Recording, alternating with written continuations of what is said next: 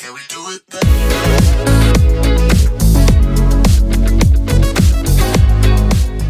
Donc Émeric Darbelé, j'ai eu 52 ans il y a presque un mois. Voilà, je suis originaire de Moulins, né à Moulins. J'ai commencé le foot à Avermes. Je suis arrivé à 12 ans ou 13 ans à l'AS Moulins. J'avais été surclassé avec les cadets à l'époque, où on est monté en cadets nationaux. C'était donc la première fois que l'AS Moulins allait avoir des cadets nationaux. Et moi, à partir de là, je suis parti en centre de formation sur Paris, au Matra Racing, le club créé à l'époque par Jean-Luc Lagardère. Voilà. Et donc le club a arrêté de vivre. Voilà, il s'est arrêté, Jean-Luc Lagardère a arrêté de subventionner. Et à partir de là, je suis parti à Rennes, où j'ai signé mon contrat pro. J'ai fait 2 ans à Rennes, j'ai fait une montée en Ligue 1. Après, je suis parti au Mans, où j'ai fait 5 ans, où ma première fille est née.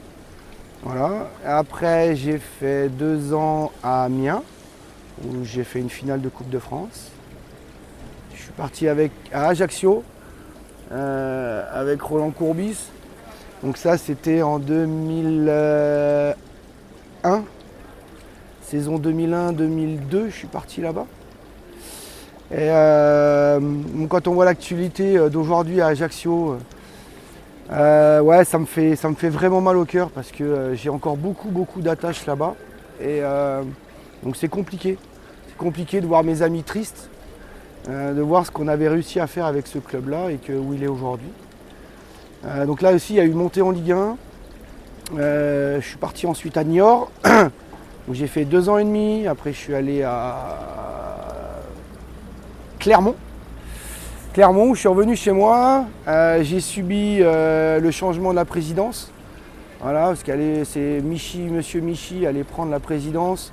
Et donc je suis parti, où j'ai signé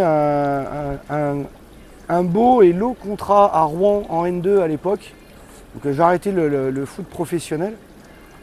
Et en fait, au bout de 3 mois, je prenais pas de plaisir. Et donc j'ai résilié. Voilà. Je leur ai tout laissé. J'ai dit je suis parti comme ça du jour au lendemain. Enfin du jour au lendemain, ouais. Et j'ai fait quelques mois de chômage.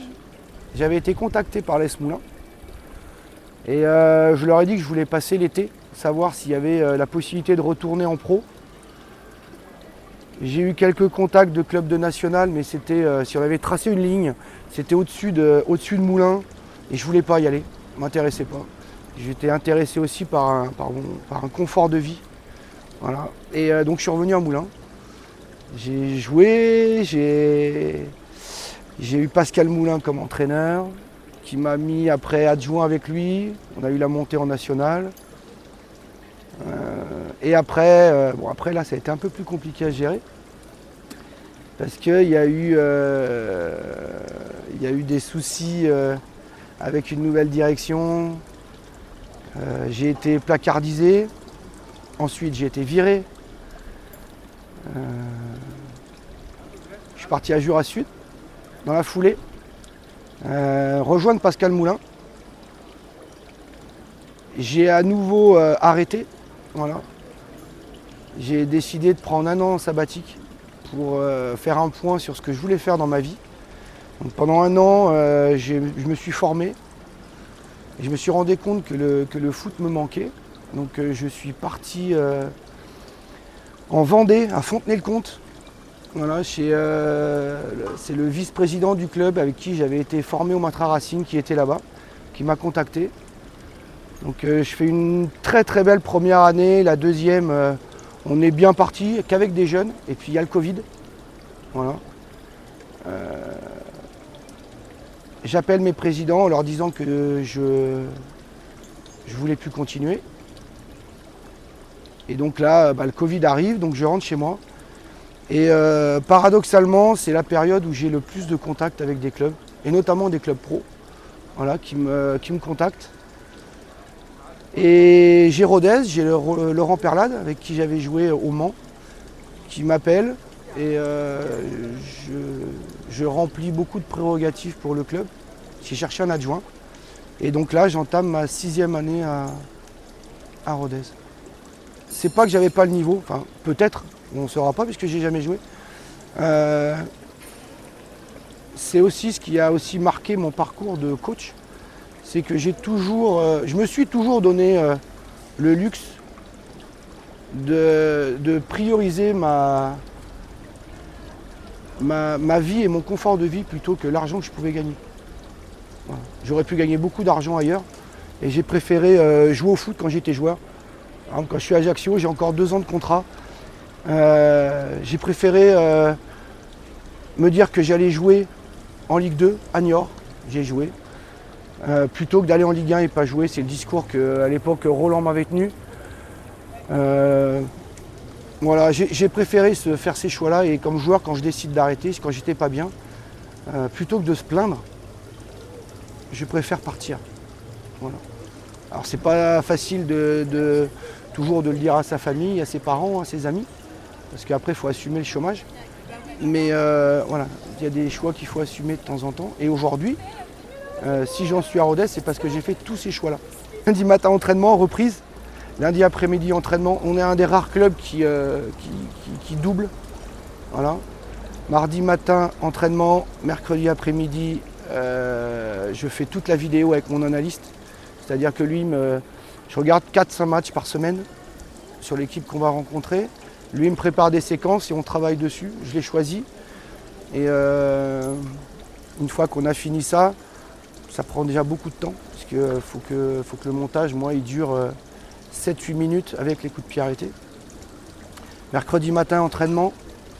Mercredi après-midi, on finalise le montage. Je vois si tout ce qu'il fait, parce que lui après il me l'habille, comme à la télé, la Canal+, avec les lumières, les titres et tout. Voilà. Dès qu'on a fini ça, c'est un gros boulot parce qu'il faut que je prépare le lendemain où je présente aux joueurs la veille le montage. Voilà, et que je vais définir toutes les orientations tactiques de l'équipe. Le jeudi matin, donc c'est la veille de match, où là je fais toute la tactique. Le jeudi après-midi, je suis avec le prépa physique et on prépare toute la semaine adverse, la semaine d'après, en termes d'entraînement. Vendredi, match. Samedi matin, décrassage. Samedi après-midi, j'essaie de regarder 1 ou 2 matchs. Et le dimanche, il faut que je regarde 1 ou 2 minimum encore de l'équipe adverse. En fait, je travaille tous les jours. Sachant qu'avec l'entraîneur, on a un fonctionnement qui est particulier. C'est-à-dire qu'il a pris un peu le système des clubs de Ligue 1 ou des gros clubs où il est comme dans une position de manager. C'est-à-dire que moi, il m'a laissé la conception, l'organisation et l'animation de toutes les séances. Voilà, les séances, je fais tout de A à Z. Si on veut être le plus objectif du monde, déjà si on se maintient, on fait des choses bien.